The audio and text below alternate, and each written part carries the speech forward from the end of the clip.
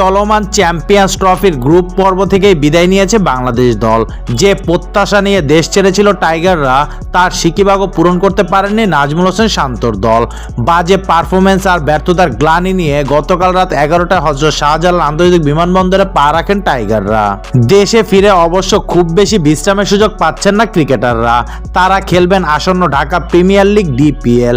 এর আগে ভারতের বিপক্ষে বড় হার দিয়ে চ্যাম্পিয়ন্স ট্রফি শুরু করেছিল বাংলাদেশ, যেখানে টপ অর্ডার ব্যর্থতায় বড় সংগ্রহ করা হয়নি।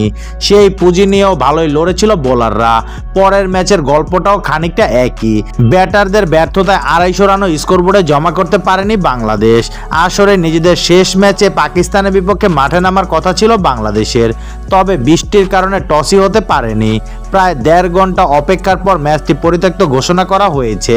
ফলে দুই দলই 1 পয়েন্ট করে পেয়েছে। এবারের আসর থেকে বাংলাদেশের প্রাপ্তি ওই 1 পয়েন্টই।